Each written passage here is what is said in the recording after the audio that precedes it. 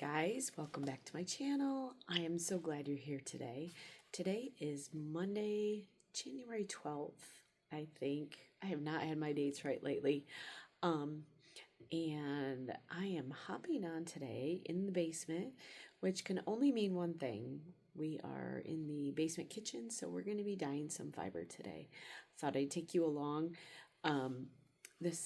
Today is Monday. I typically would put this video out today. I don't think I'm going to have it done today. I am slow getting back into the swing of things. As you can hear, we have been sick for 2 weeks. Scott and I, neither one of us are big doctor people unless we really need them. And Saturday night we went to bed and we both said, okay, if we're not feeling somewhat better in the morning, we're going to urgent care. So we went to urgent care yesterday. We had a hot date on a Sunday morning. We went to urgent care, and we both had bronchitis. So we got some prescriptions to get us through this. It's been 2 weeks. It's a long time to be sick, and I need to feel better because I have too much to do around here. So I am going to be doing some dyeing. This video may end up being, it might just be one video this week. And then I will slowly get back into the swing of things. I am actually waiting for a dye color to come in the mail too. I have the one we're going to do today. I have that one. And I have a second one because I have a project I want to work on for February. I had such great response to my red giveaway earrings in December that I decided we're going to dye up some red fiber. If you remember I think I did the video, I dyed the actual yarn. And sometimes when you dye the yarn, if you're looking for dye tips, please go to someone that knows what they're doing. I fiddle with dyeing. There are so many other I can't even talk now. Tips and tricks out there that people who dye on a regular basis would be able to give you so much more than I can. I can give you the very basics, but when I dyed the red yarn, sometimes when you dye yarn, if you don't get it saturated enough, especially with Angora, we've talked about that before. Angora is somewhat water resistant to dye, and so I ended up having the red, and it was beautiful, but it was a little bit marbly in the yarn, and so there were little touches of white here and there that you could see.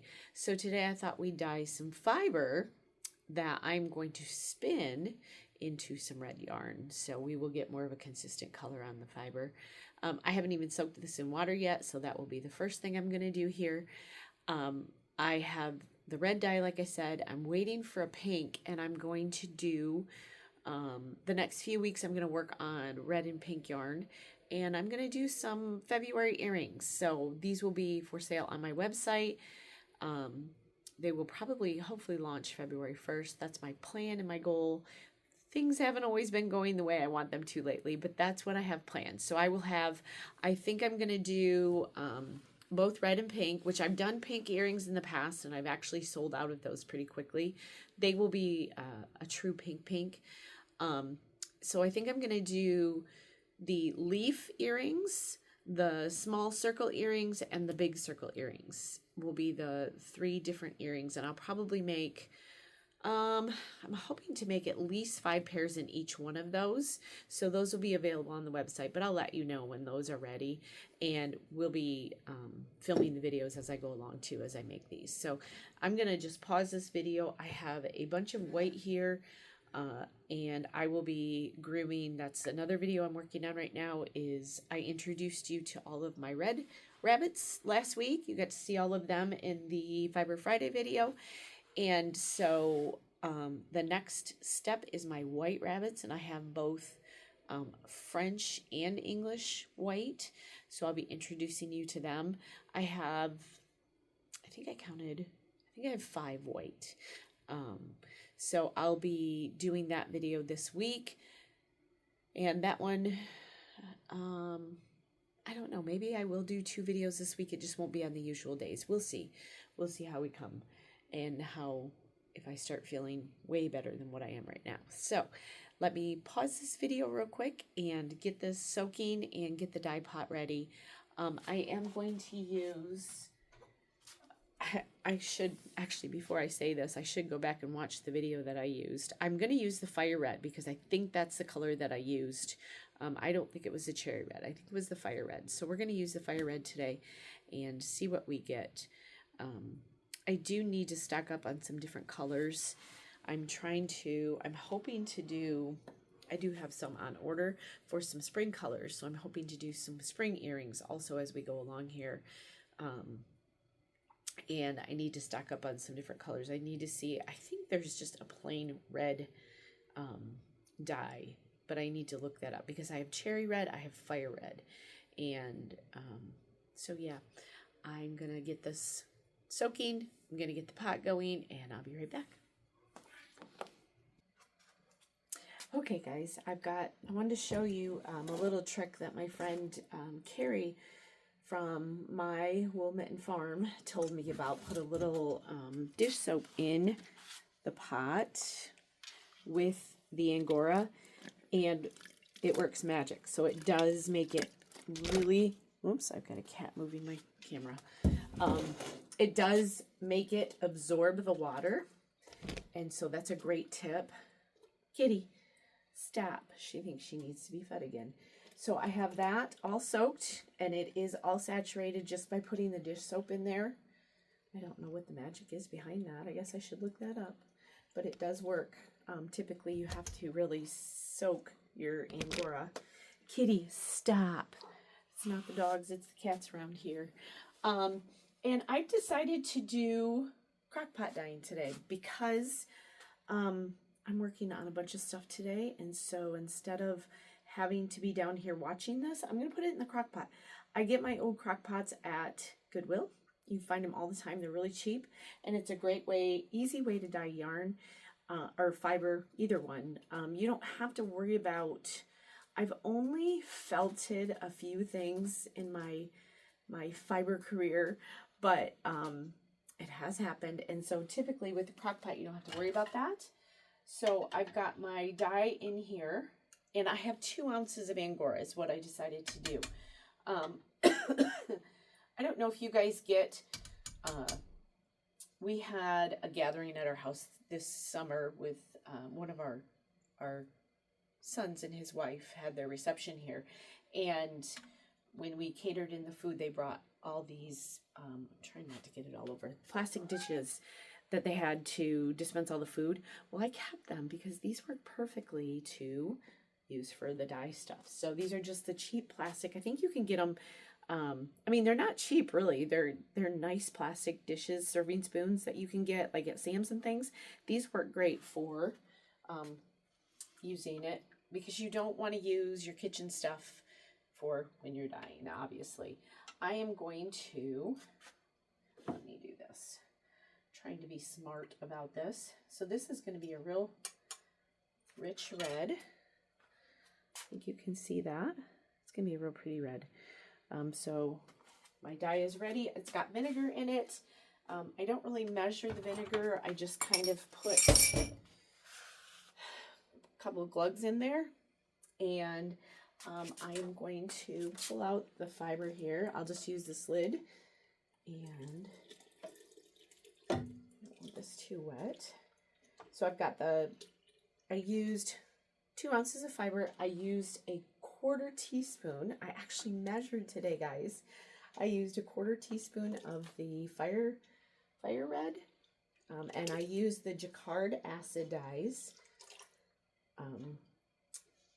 I guess there's other dyes out there. I haven't looked too heavily. Again, I'm not someone who dyes all the time. I do enjoy the creative side of that, but I haven't gotten deep into dyeing. So if you're interested, you can look around for different brands and stuff. I'm sure they're out there. I think I got most of this fiber.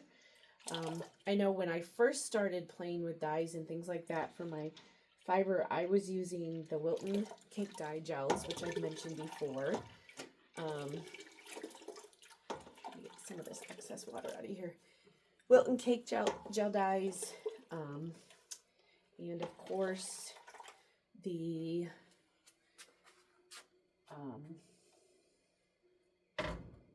rinse that off. Kool-Aid dyes, which I've done videos on before.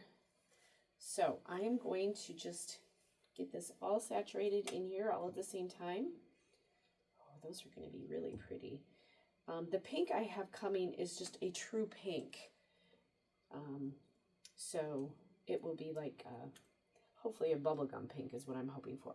Now the beauty of this, rinse this, is that I could add more fiber to this right now if I wanted to, but I do like this color.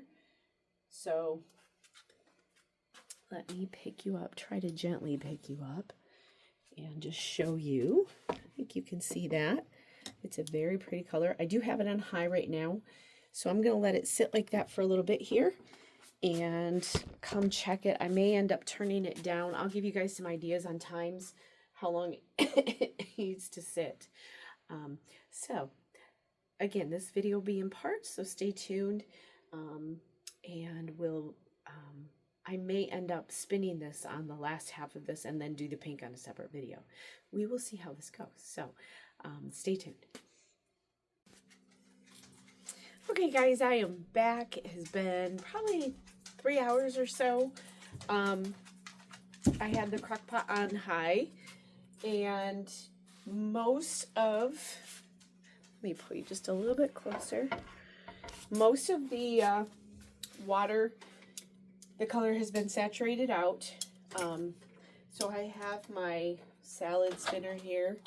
I only use this for fiber yarn. And I am going to pull this out. This is my red, and it is a very vibrant red. It's exactly what I wanted. And I'm going to pull all this out. I think you can see the water running clear when I do that. It is mainly all the color has been pulled from the water. That's when you know that, I think you can see the water. Yep. That's when you know that your ratios between vinegar and water and color was just about right for the amount that you, of fiber that you put in there. So I'm going to get all these little strands out, and I think I left my fiber wash.